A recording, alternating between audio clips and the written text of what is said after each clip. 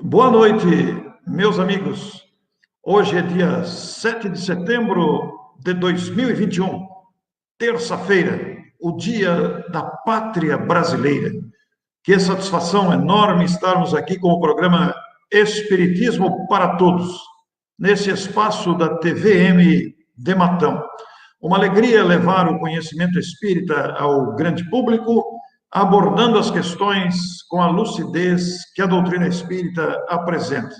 Nesses momentos desafiantes da pátria, que se estendem já há algumas décadas, nós achamos oportuno, na terça-feira, no programa habitual das 18h45, trazer o tema Brasil e uma análise à luz da doutrina espírita neste 7 de setembro. Para todos nós, brasileiros que amamos a pátria, devemos nos abastecer de esperança e alegria e, especialmente, de muita confiança em Deus.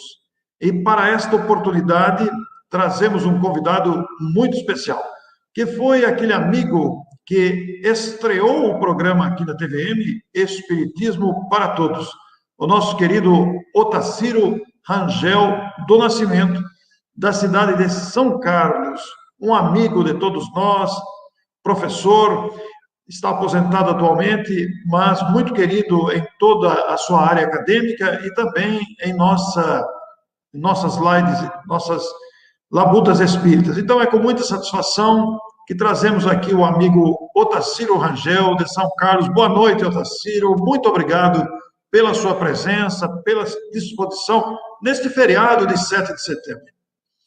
Boa noite, Orson. É um prazer estar aqui com você de novo nesse programa importante para a difusão das ideias que o mundo espiritual tem trazido tão insistentemente para todos nós, para ver se nós, os encarnados, consigamos nos ligar mais fortemente ao mundo espiritual.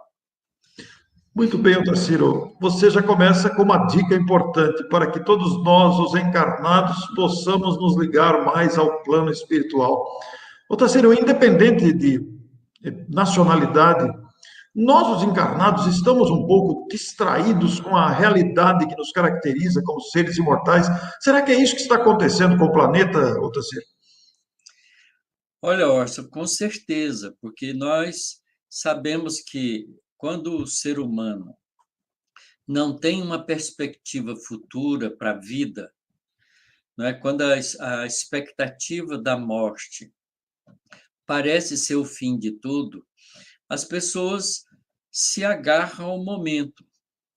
E se agarrando ao momento, certamente que a busca é pelo prazer, pela alegria momentânea.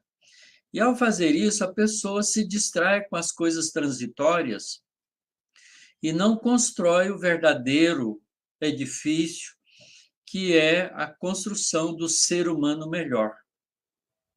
Porque o ser humano, ele, como indivíduo, ele passa, mas a humanidade fica. Então, como cidadão representante da humanidade, se cada indivíduo faz o esforço de ser um indivíduo melhor, obviamente que a humanidade melhora. Mas como ser melhor se você não tem uma perspectiva futura?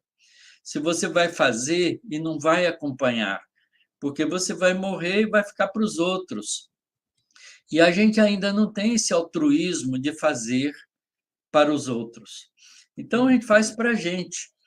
Então, só a mudança de perspectiva é que pode colocar o ser humano na busca indefinida dos valores espirituais. Quando você descobre que você é um ser imortal, que você não é o corpo, você está no corpo, e que esse corpo é transitório, então você busca perspectivas diferentes. É como você sair do plano e subir numa montanha. A sua visão alcança muito mais longe. E você, então, pode planejar o seu caminho na parte plana, porque você está tendo uma visão de cima para baixo. Então, falta isso para o ser humano. Por isso é que os valores da espiritualidade é de fundamental importância, porque acorda no homem o espírito imortal que somos. Muito bem, Otacílio. Que perspectiva ampla. Subir e enxergar a integridade da vida, né? Otacílio, e num planeta como este, um planeta com muitos desafios nas diversas pátrias e nacionalidades, nós vemos todo tipo de comportamento, de hábitos, de costumes, oriundos até da mentalidade de cada nação, dos hábitos de cada região, até pelo clima, pelos costumes, pela tradição. Tudo isso influi no comportamento humano. E há uma diversidade muito grande de crenças. E esta necessidade de busca da espiritualidade se manifestando em variadas crenças e manifestações religiosas tem sido alimento para a alma, mas com compreensão muitas vezes limitada, inclusive para nós, os espíritas, que temos à disposição uma doutrina de lógica e raciocínio. Como é que a gente pode administrar esta diversidade de interpretação, Otacílio? Olha, é interessante a gente fazer uma pequena retrospectiva para a época de Kardec, né? 1850, por aí. A gente sabe que as primeiras manifestações coletivas da realidade espiritual que aconteceu na América do Norte, com o caso das irmãs Fox, e que foi aparecendo também em outros países, criou um movimento na época de um espiritualismo moderno. Porque o espiritualismo antigo, baseado nas religiões dominantes, não satisfazia plenamente o ser humano. Então, esse espiritualismo moderno, que culminou na França com a construção, com a codificação da doutrina espírita, abriu uma perspectiva diferente para a nossa concepção da espiritualidade. Então, há ainda na Inglaterra e em outros países um pouco desse espiritualismo moderno que surgiu na época de Kardec, mas o trabalho completo sobre a realidade do mundo espiritual coube a Allan Kardec, que desenvolveu o conhecimento da doutrina espírita de uma maneira sistemática, não é? Criteriosa, baseada em fenômenos, em fatos, como o Kardec mesmo diz, o estudo e a compreensão clara da mediunidade e o uso dela funcionou como o telescópio para abrir, né, o desenvolvimento do telescópio para abrir a astronomia para nós, e do microscópio para abrir o conhecimento do infinitamente, do pequeno, né, do microcosmo, da vida celular. Então, a mediunidade é esse instrumento que permite a gente conhecer o mundo espiritual. Portanto, estudar a mediunidade, estudar a doutrina espírita, que tem todos os preceitos claros, bem colocados, né, da realidade do mundo espiritual e da interação do mundo espiritual conosco, e a compreensão clara disso nos cria uma grande responsabilidade de mudança de comportamento. Porque você, para mudar de comportamento, você tem que ter uma boa motivação. Ninguém vai deixar de ser esperto na vida, se está dando certo para ele, sem uma motivação mais altruísta. Porque o imediatismo ainda comanda o comportamento do ser humano. Eu quero para ontem, né? Todas as pessoas querem para ontem, a gente não tem paciência de construir valores. Vou dar um exemplo prático disso. Uma pessoa ganha um determinado salário, o dinheiro dela não dá para ela comprar um carro, mas ela pode juntar um pouco de dinheiro todo mês até ter o dinheiro para comprar o carro. Ao invés disso, ela não faz isso. Ela compra o carro à prestação, não é? Porque ela acha, ela aposta num futuro, né, de uma maneira irresponsável até, de que ela vai dar conta de pagar os 5 anos de prestação. Tá certo? Aí, se ela perde o emprego no meio do caminho, ela está enrascada. Ela entra num problema de aflição, porque ela é solicitada pela justiça divina, humana, de cumprir o contrato que ela assumiu. Então, ela se põe em dificuldade. Claro que ela não se poria em dificuldade se ela juntasse o dinheiro, abrisse uma poupança, não é? Ou fizesse um tipo de consórcio e vai colocando o dinheiro todo mês até ter o dinheiro suficiente para comprar o carro. Então, esse imediatismo da vida distrai o indivíduo das perspectivas maiores. Então, você só tem uma perspectiva maior quando você tem uma visão ampla. E a visão ampla é a compreensão da nossa realidade imortal, não tem outro jeito. Então, Sim, é preciso que a pessoa não só se informe, mas ela construa para ela uma estrutura psicológica que modifica o pensamento dela no cotidiano e ela, portanto, começa a construir novos valores. Não tem outro jeito. Não basta saber. Como diz Kardec, muito simplesmente, é preciso, sobretudo, compreender. E a compreensão exige um esforço adicional da pessoa.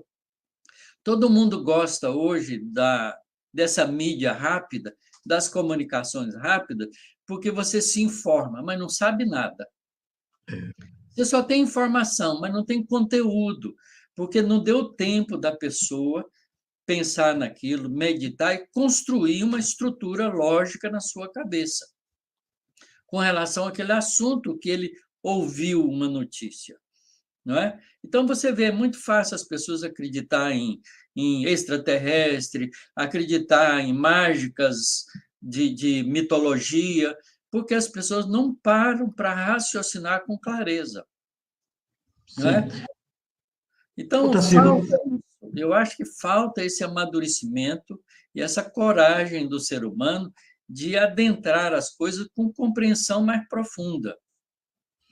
Otacílio, e trazendo toda essa questão da imaturidade, essa questão do imediatismo para a nossa pátria, o Brasil, onde aqui vivemos, onde aqui construímos a nossa vida, e nós notamos uma nação psicologicamente ainda imatura em vários segmentos do comportamento humano, inclusive com os nossos governantes e dirigidos, ainda apresentamos imaturidade por falta dessa visão ampla da natureza essencial do ser.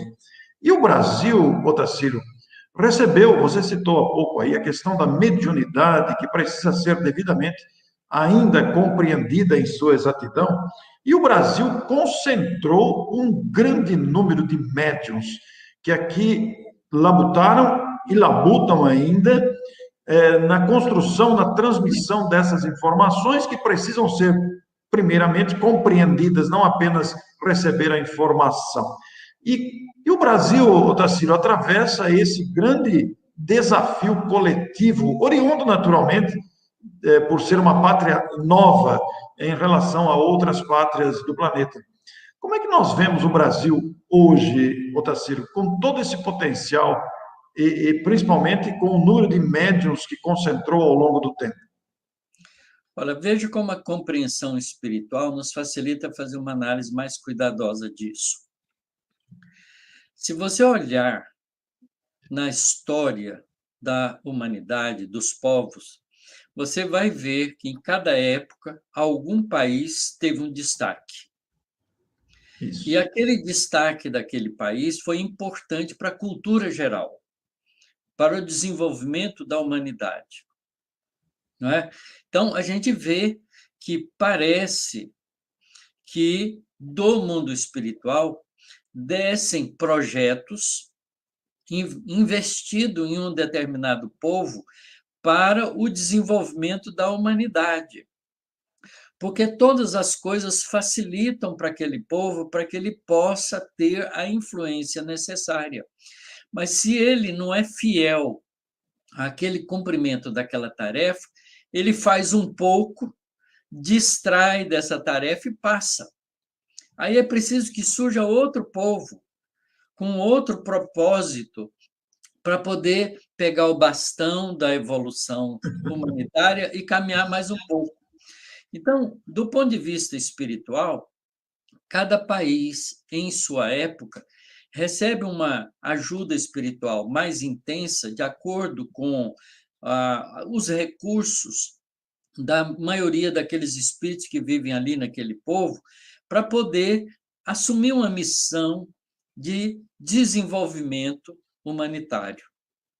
Então, foi assim que a França, por exemplo, teve um papel importante na Revolução Francesa, abrindo o caminho para uma democracia futura, não é? Para a República. Veja que a República já era falada lá na Grécia Antiga, mas ela não vingou, porque ainda a humanidade não estava madura para viver uma realidade mais liberal. Então, cada povo tem um pouco dessa história, não só na religião, como na ciência, como nas artes. Não é? Você veja que a Itália teve um impulso artístico muito grande, não é? Principalmente uma parte pequena da Europa, para desenvolver a arte. Não é? Não só na pintura, como na música, né? Como na construção de instrumentos. Sem dúvida. Então, a gente vê que tudo isso tem um papel importante. Os chineses tiveram um papel muito importante no desenvolvimento de várias coisas que nós utilizamos hoje como avanço da humanidade. Não só na alimentação, mas também na indústria. Eles foram os inventores da bússola e da pólvora. Não é? Você vê o Oriente Médio, não é? Foi o desenvolvimento da álgebra, foi toda feita por eles. Que coisa. Então, a gente olha na história e vê isso. Então, o Brasil também tem um papel importante desse tipo, tanto quanto os Estados Unidos, na Europa, na América. Isso. Com o descobrimento da América, surge uma nova possibilidade de recomeço.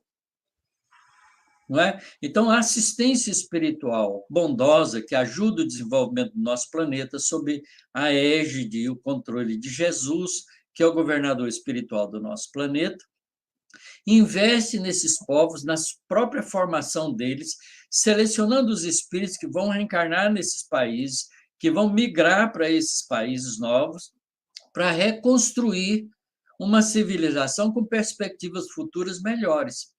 E o Brasil tem um papel importante na espiritualidade do mundo.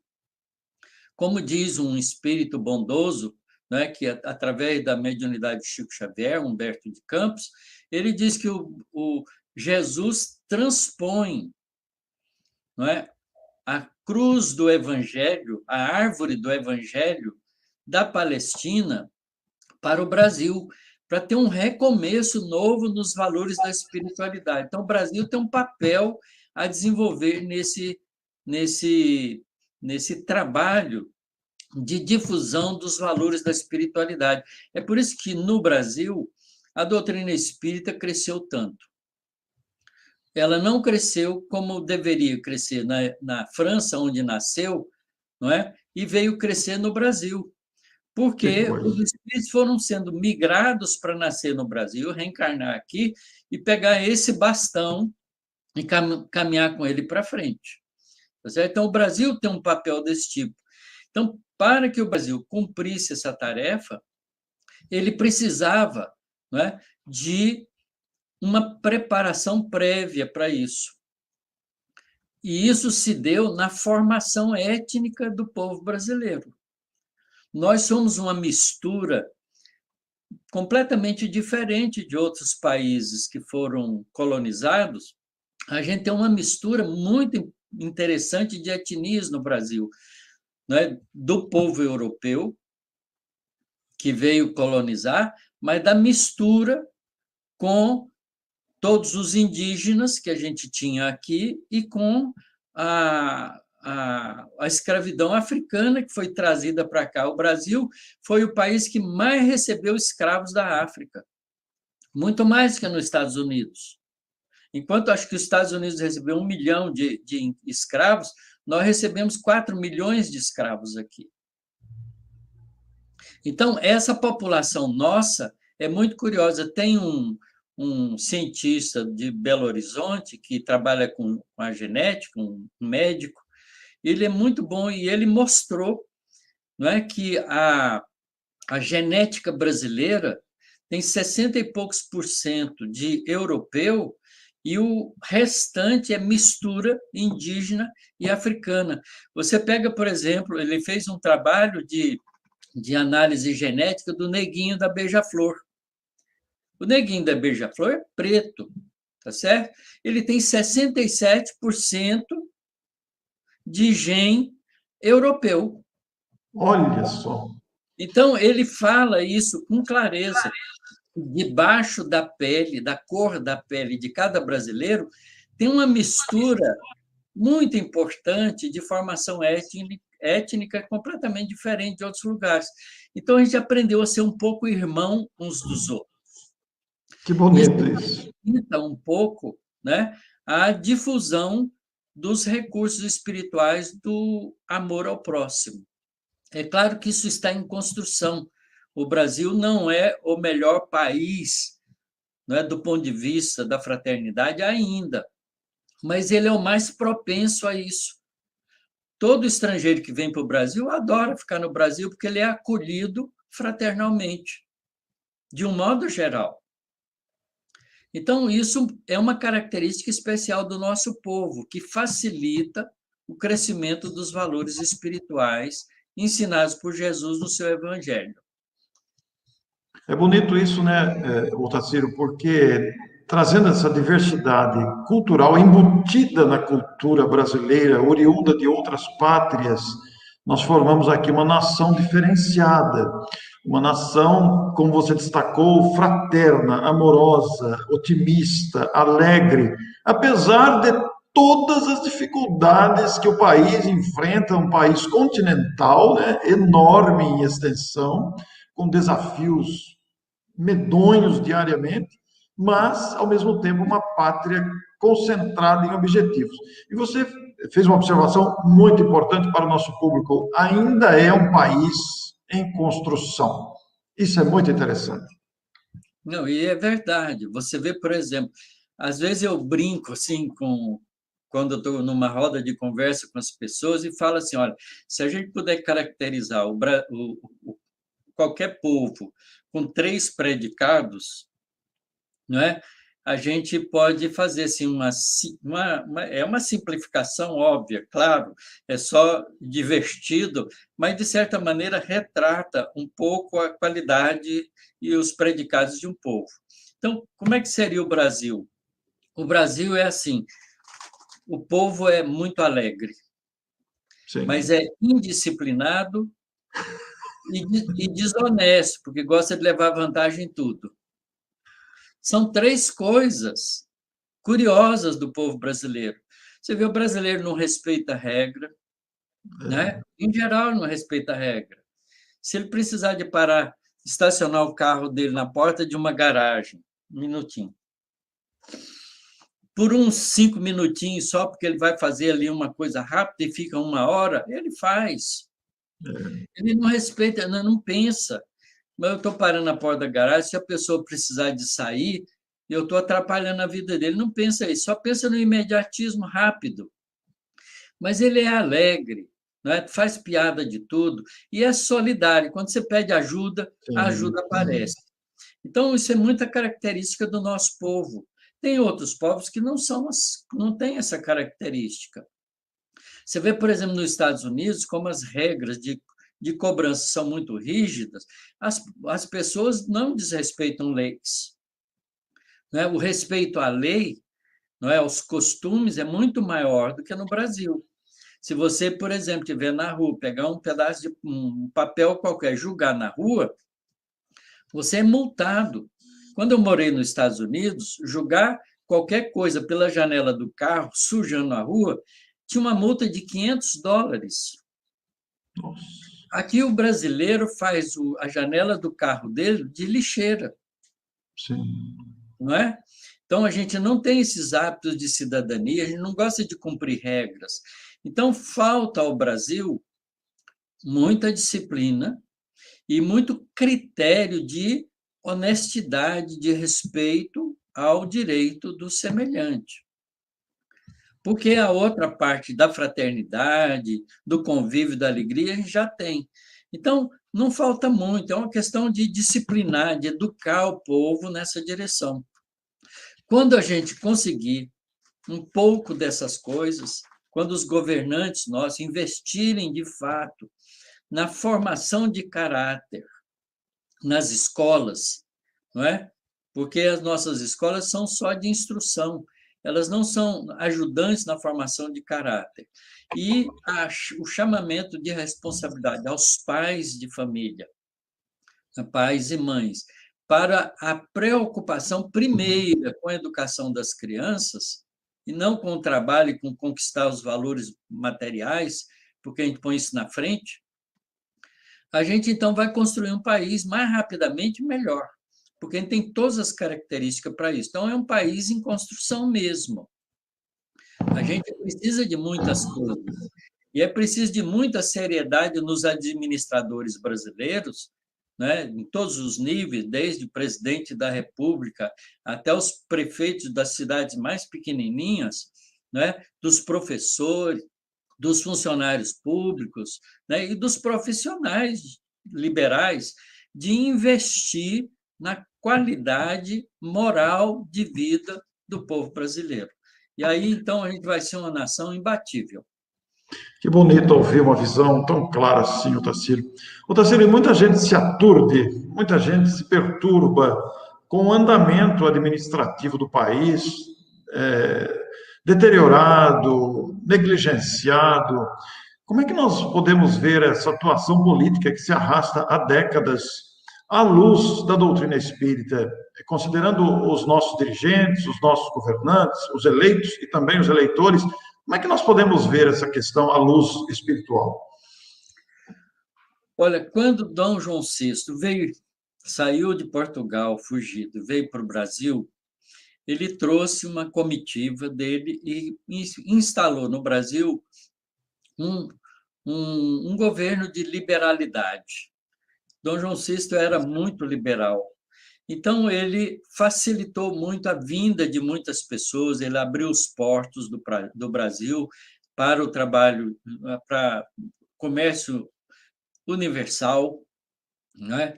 Apesar da Inglaterra, né, ter influenciado o possível exclusivismo para eles, mas isso não aconteceu, abriu os portos para o comércio universal, permitindo que vários outros povos se instalassem no Brasil, como os holandeses, franceses, não é? E a gente teve espanhóis, a gente teve influência de outros povos nessa formação. E essa liberalidade só que foi muito excessiva. E Dom João, então, para viver pacificado, porque ele tinha muitos problemas familiares, né? A esposa dele não gostava do Brasil, queria ir embora, era irritante, tinha vários problemas. O Dom Pedro I era um adolescente que cresceu muito descontrolado, muito estroína das coisas, né? Abusava do poder que tinha, era muito mulherengo. Então, ele facilitou o crescimento, né, e a titulação de muita gente que passou a viver por conta do Estado, por conta do Brasil, por conta da coroa. Vários reinóis, né, usavam e abusavam disso. Tinha uma lei, né, que era uma lei do preciso, um negócio horroroso, né, que o indivíduo chegava um fidalgo de algum outro lugar chegava que podia requerer a casa que ele quisesse. Os moradores daquela casa tinham que sair e dar a casa. Você vê, é um abuso de poder. Então, essas coisas criaram na colônia um mau hábito de achar que as pessoas que tinham mais influência podiam usufruir de todas as vantagens do Estado sem pagar preço nenhum. Então, nós trouxemos esse costume, desde a época de Dom João VI para cá, que ainda não foi, né, tirado do costume brasileiro. Então, os políticos que entram para fazer administração, eles acabam se achando no direito de ter vantagens. Como é que pode um político, um deputado federal, ganhar 20 e poucos mil reais, 30 mil reais por mês, sei lá quanto que é, mas é por aí, e ter mais de 100 mil reais de vantagens por fora, para contratar gente, para gastar com não sei o quê, com ajuda de moradia, com ajuda de gasolina, auxílio paletó, tudo quanto é tipo de aberração a gente encontra. Como é possível um juiz, não é, que tem um cargo já muito importante, ganha um salário muito bom, ter ajuda de moradia no valor de 4 mil reais por mês? 4 mil reais é muito mais do que o salário médio do Brasil. Então, essas distorções são distorções que precisam ser dizimadas. Elas precisam acabar no Brasil. Mas é muito difícil, porque quem legisla sobre isso são eles mesmos. Sim. Não é? Então, é muito complicado. E como o brasileiro não é um povo de fazer revolução, a gente fecha os olhos e faz piada dessas coisas, não é? A gente brinca com essas coisas, faz piadinha, mas não reage a isso, porque nós não temos índole revolucionária. O brasileiro não tem índole revolucionária. Nós fizemos a nossa emancipação sem dar um tiro, Sim. não é? Então, você vê que é um povo estranho, diferente nessas coisas, mas, por causa disso, também permissivo em muitas outras. Então, os governantes têm que abrir os olhos para suas próprias responsabilidades. Os políticos brasileiros precisam ter coragem moral de mudar essas condições, né? De criar critérios. Você vê, os países nórdicos, né? O primeiro-ministro vai para o trabalho de bicicleta ou vai andando a pé. Aqui o sujeito, né? O deputado vai para a Câmara lá, tá certo? De carro oficial, com motorista.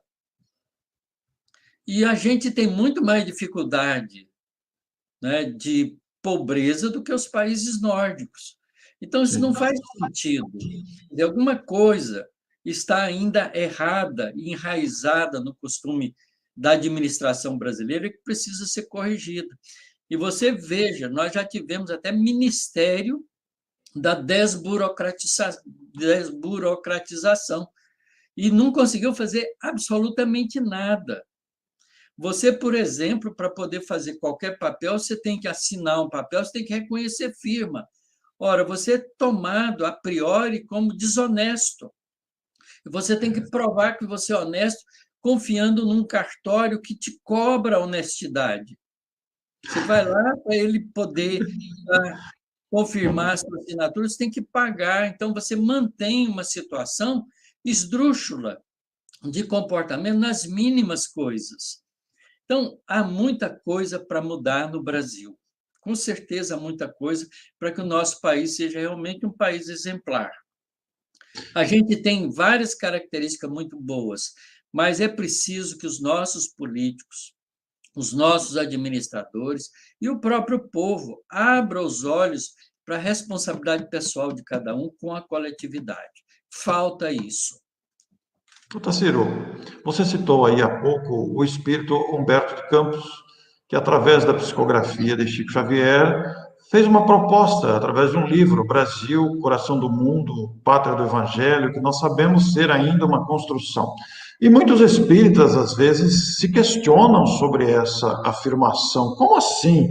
Coração do mundo vá lá, mas Pátria do Evangelho, com tanta situação de injustiça, com tantos extremos sociais, com tanto abuso, como nós acabamos de citar, e a legislação falha, beneficiando uns em detrimento de outros, violência, agressividade, campeando, burocracia em exagero, todo tipo de corrupção que nós observamos, dá para conciliar a expressão de Humberto com a realidade brasileira presente e futura, Otacílio?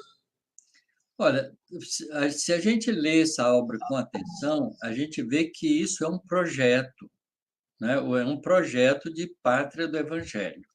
Porque ninguém fica evangelizado de repente só porque nasceu no Brasil. A evangelização pessoal é construída pelo esforço. Quando Jesus convoca os espíritos ali, aqueles homens rudes, como os pescadores, como o cobrador de impostos, né, o Levi, e todos aqueles que foram primeiros companheiros de Jesus no trabalho de evangelização, Jesus escolhe pelo sentimento, porque eram pessoas de bons sentimentos, e constrói, com a convivência com eles durante 3 anos, um conjunto de ensinamentos, de exemplos que Jesus dava, ensinava e exemplificava com as suas atitudes, não é? Na formação daquele colégio pequeno, num país, não é? Lá da Palestina, numa cidadezinha que era vila, né? Você pensa que Nazaré era grande? Nazaré era uma vila de 5, 10 mil pessoas, Sim. 2 mil pessoas, 3 mil pessoas, não é? Então, Jerusalém, que era uma cidade grande, tinha 20 mil pessoas na época de Jesus. Eram cidades pequenas, mas dali, esses valores espirituais que Jesus implantou ali se propaga para o mundo inteiro. É uma semente que nasce, não é? A primeira árvore que é construída produz um monte de outras sementes.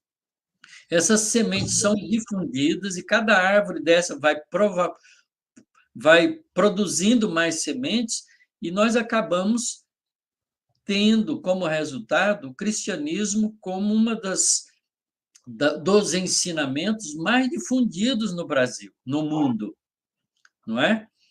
É claro que os mecanismos para isso nem sempre foram os melhores, porque a igreja assumiu, numa certa época, a condução do cristianismo, não é? E fez isso a ferro e fogo, com violências, muitas vezes, com imposições, com controles exagerados, mas, de qualquer maneira, as ideias de Jesus se propagaram pela terra inteira, mas elas ficaram pouco conhecidas até a imprensa aparecer, até que a Bíblia fosse, com o Velho e o Novo Testamento, impressa, mas ainda foi impressa em latim. Foi preciso da reforma protestante, não é, para traduzir para as diversas línguas. E hoje a gente tem a Bíblia como o livro mais publicado no mundo em todas as línguas. Então, o acesso ao conhecimento dos ensinamentos evangélicos está disponível a todos. Mas é preciso que a gente tenha coragem, né, de estudá-las com critério, com análise racional. E nesse papel, a doutrina espírita é campeã, porque ela abre, não é, as portas do entendimento dos valores espirituais e os ensinamentos de Jesus ficam extremamente claros para nós. A gente entende Jesus com muito mais facilidade com a compreensão da doutrina espírita. Mas você veja que o preconceito sobre isso é muito grande. As outras religiões cristãs não admitem que a doutrina espírita é cristã. Não é? Não admitem, eles acham que não é cristão, porque eles pensam só no mediunismo e acham que o mediunismo é religião espírita. E não tem nada a ver com isso. A moral da doutrina espírita é toda de Jesus. Não é? Veja o Evangelho segundo o Espiritismo, que é o Evangelho de Jesus interpretado à luz do entendimento espiritual, da continuidade da vida, da reencarnação, da comunicação dos espíritos, da pluralidade dos mundos habitados, enfim, de todos os princípios que a doutrina espírita também coloca. Então, a evangelização do Brasil, não é, está se dando, porque você veja, aqui no Brasil, a maioria das religiões, não é, que se propagam com facilidade, porque o povo é aberto para isso, tá certo? Permite que as pessoas vão se informando dos ensinamentos evangélicos. Então, esse trabalho de educação espiritual não é um trabalho para hoje, para amanhã, é um trabalho de gerações. Então, o Brasil tem o papel, tem a destinação, tem a missão né, de cultivar com critério o Evangelho de Jesus e propagá-lo para o mundo inteiro. E com essa pandemia, graças a Deus, né, nós estamos podendo fazer isso através das lives para o mundo inteiro. A Sim. quantidade de grupos de estudos que surgiu com os recursos da mídia, da internet, e que está se propagando para o mundo inteiro é fantástica. Né? Todos os grupos de estudos que estão publicando isso, como você está fazendo agora, está tendo participação de pessoas no Japão, na China, na Índia, tá? Na Europa, nos Estados Unidos. Quer dizer, então essas ideias vão difundindo, difundindo, para que o mundo seja evangelizado. E essa evangelização é feita, primeiro, com a compreensão dos ensinamentos de Jesus, que ele resume tão elegantemente em duas coisas: amar a Deus sobre todas as coisas, com toda a força da nossa alma, com todos os critérios do nosso entendimento, e amar ao próximo como devemos amar a nós mesmos. Veja que ensinamento, você projetar no outro o amor que você tem que ter por você mesmo. Isso é tirar o indivíduo do egoísmo e colocar na fraternidade. Tá certo? Mas precisa compreender esse significado profundo, porque quando Jesus disse isso, ele disse: toda a lei e os profetas está contido nesses dois ensinamentos, que a Que humanidade ainda beleza. não entendeu.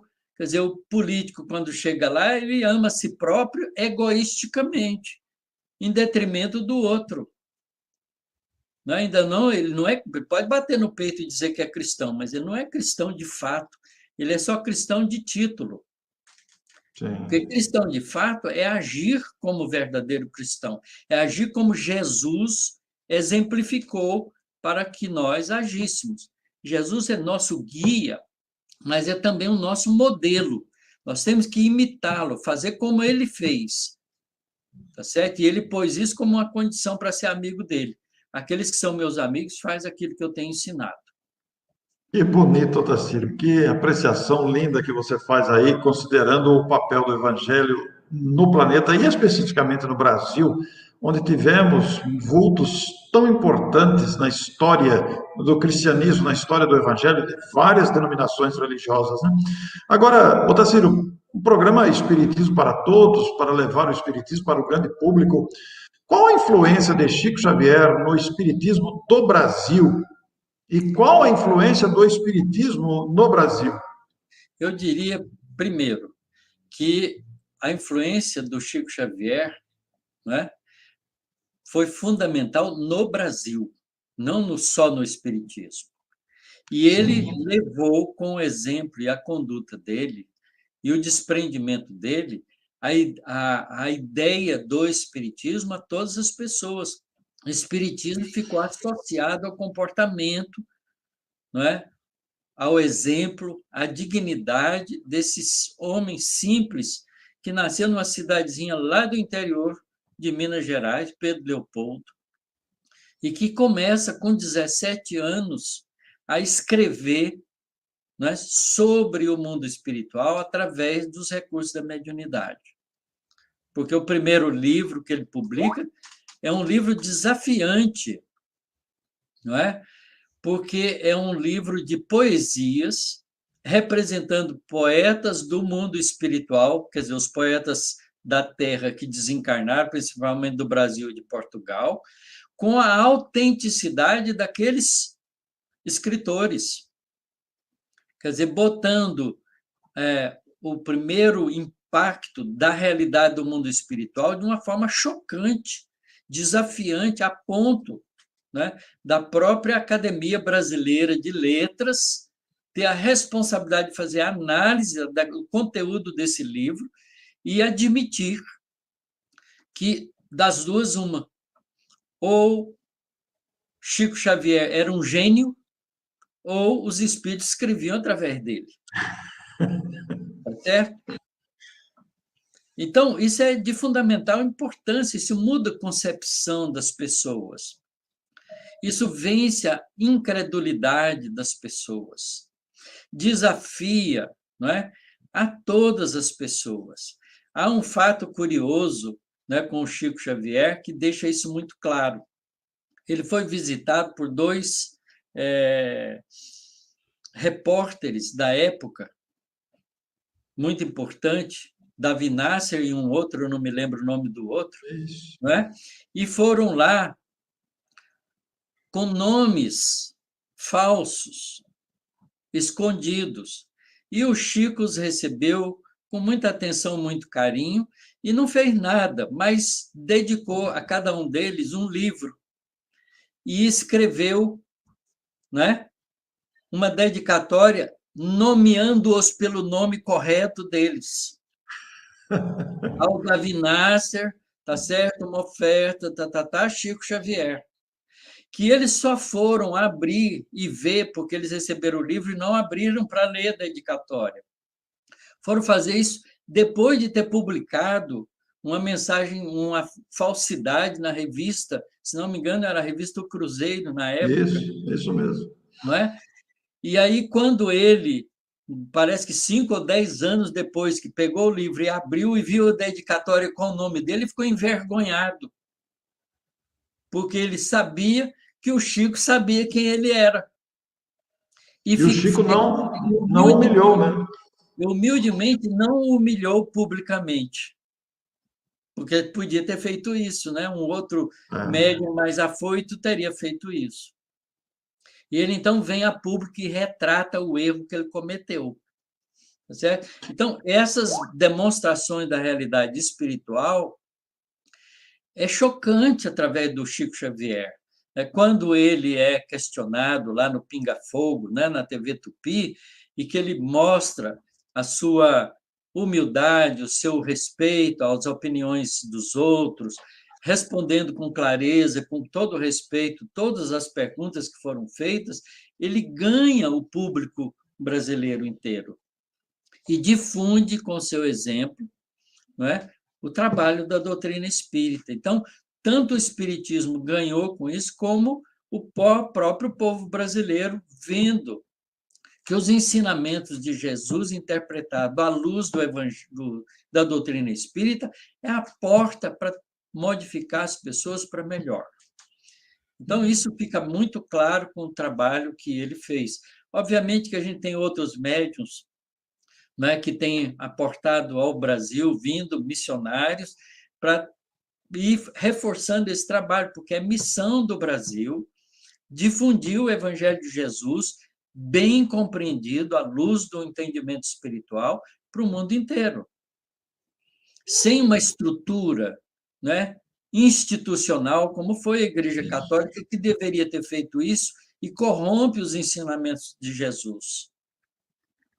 Tá certo? Porque Jesus ensina a reencarnação, Jesus ensina a comunicabilidade dos espíritos, a imortalidade da alma e, inclusive, mostra que o processo de evolução do ser humano vai para a espiritualidade superior. Ele ensina tudo isso no seu evangelho, mas a Igreja Católica não difundiu nenhum desses ensinamentos, porque não era conveniente para ela por causa do poder temporal. Então, no Brasil, o espiritismo não tem poder temporal. O espiritismo no Brasil não é uma instituição. Isso é lindo. É uma nova visão do aspecto religioso. Religião não é modo de crença, não é uma instituição partidária. Religião é modo de vida, de comportamento. Então, é fantástico a gente ter essa visão diferente que a doutrina espírita coloca com muita clareza para nós. Muito bom, Tarsilo. Enquanto você falava desse teor brasileiro voltado à fraternidade, à missão brasileira de educação dos povos, referindo-nos a Chico Xavier, eu me lembrei também, para citar apenas 2 exemplos, de 2 espíritos valorosos que atuaram no Brasil também, e que, embora de outras crenças, representam para nós este patrimônio cultural doutrinário elevado. Zilda Arnes e Irmã Dulce, 2 exemplos magníficos de espíritos evoluídos que aqui aportaram e trabalharam para o bem coletivo. Eu quero aproveitar, Otacílio, prestar uma homenagem nesta data de 7 de setembro, Dia da Pátria, em que estamos refletindo sobre essas questões. É uma música de autoria mediúnica, que será apresentado aqui em clipe bem curtinho, bem compacto, com o nome Brasil, Brasil, Brasil, pelo grupo musical Amigos do Bem, aqui mesmo de Matão, composto pela Lázara Alves, pela Neuza Marana, minha esposa, e pelo Marcelo Ardana. Então eu vou exibir aqui, homenageando a nossa pátria, e um brinde aos nossos amigos telespectadores da TVM no programa Espiritismo para Todos. Nós voltamos ao final da música, que temos mais alguns minutos. Vamos lá, então.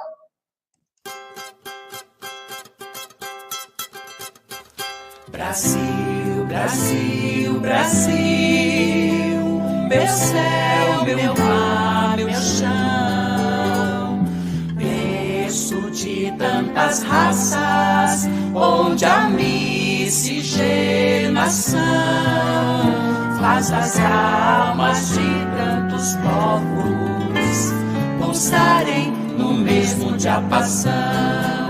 E esse coração gigante das terras de Santa Cruz recebeu em seu solo sagrado, diretamente das mãos do Senhor, as sementes de luz do Evangelho, o prometido Consolador.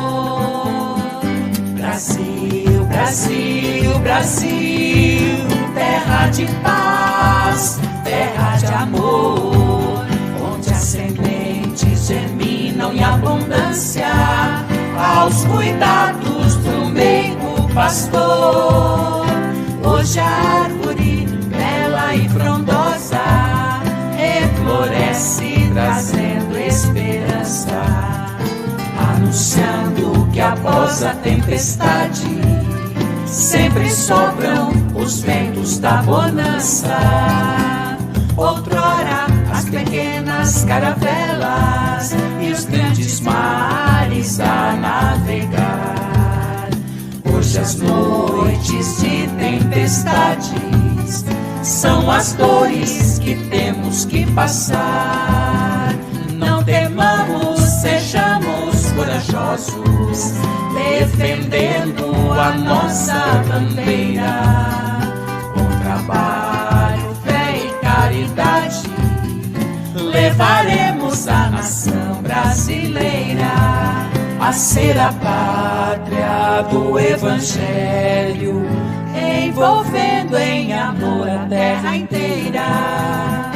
Brasil, Brasil, Brasil, terra de paz, terra de amor, onde as sementes germinam em abundância, aos cuidados do meigo pastor.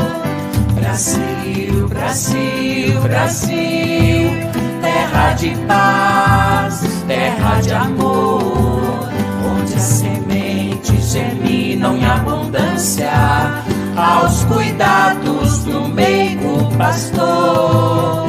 Não temamos, sejamos corajosos, com Jesus o amigo fiel. Nossa pátria não está à deriva, pois contamos com as forças dos céus. Brasil, Brasil, Brasil, Brasil.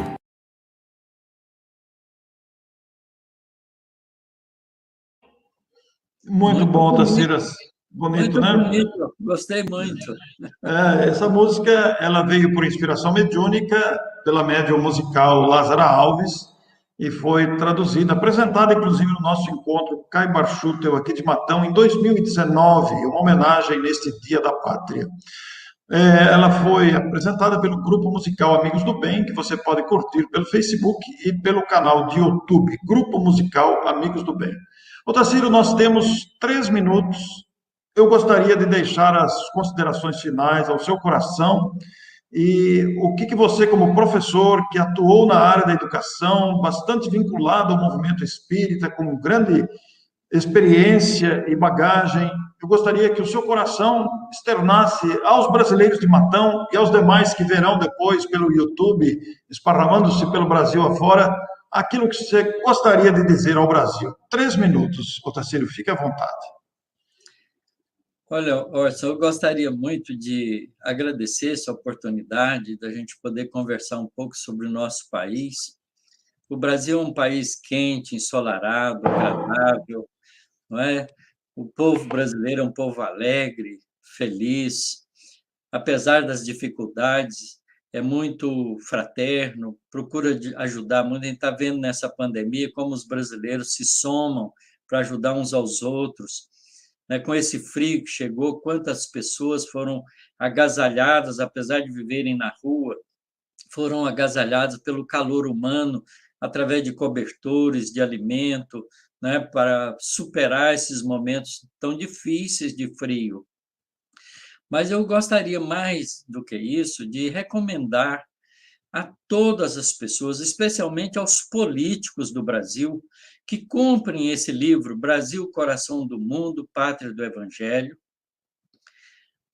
editado pela Federação Espírita Brasileira, psicografado por Francisco Cândido Xavier, e escrito pelo espírito Humberto de Campos, que, afinal, foi um brasileiro importante no nosso país, que deixou uma cultura, uma informação literária importante, para que a gente possa avaliar melhor o nosso país e trabalharmos junto com a espiritualidade para mudar os rumos do nosso país.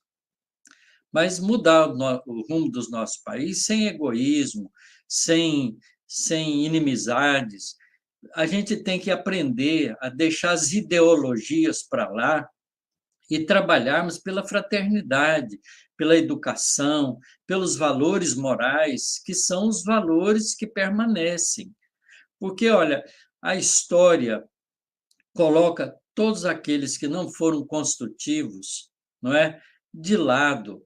É bom que a gente seja lembrado porque fez uma coisa boa, não porque a gente assumiu um posto qualquer. O posto não é importante, o importante é a responsabilidade que o posto nos traz, seja ele de presidente da República, seja de governador de estado, seja de deputado estadual, federal, vereador, não importa, seja de professor, de mecânico, de padeiro, qualquer que seja a nossa profissão, que nós sejamos uns pelos outros, que nós pensemos na fraternidade universal, que dói no meu filho, dói no filho de todo mundo. Então, a gente tem que aprender que a gente é irmão verdadeiro. E a hora que a gente for meter a mão naquilo que é bem público, que a gente pense se a gente tem realmente o direito de fazer isso. Vamos fazer um país honesto, um país digno, um país responsável, um país respeitador das regras sociais, dos valores morais, do direito do nosso semelhante. Entender claramente que o nosso direito tem o limite no direito do próximo que está ao nosso lado. Se a gente fizer isso, construiremos um Brasil melhor, que nós possamos nos unir nisso e largarmos de ficar alimentando idiosincrasias e ideias particularistas que não interessam ao bem-estar do povo brasileiro. Façamos do Brasil uma nação de amor, de prosperidade, de responsabilidade, de honestidade. A palavra honestidade saiu de uso da linguagem brasileira, mas ela é muito importante, ela é fundamental. Sejamos corretos em tudo que nós estamos fazendo. Sejamos, de fato, um bom brasileiro, um cidadão brasileiro com C maiúsculo, com B maiúsculo. Esse é o meu desejo sincero a todos os que nos ouvem. Muito obrigado, Otacílio Rangel do Nascimento.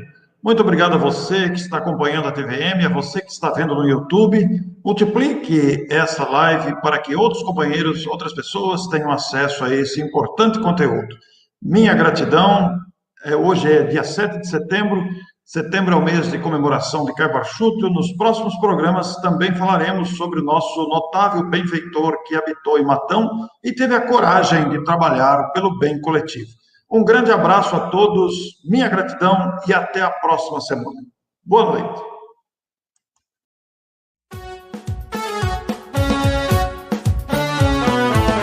É sempre bom relembrar nosso grande pioneiro,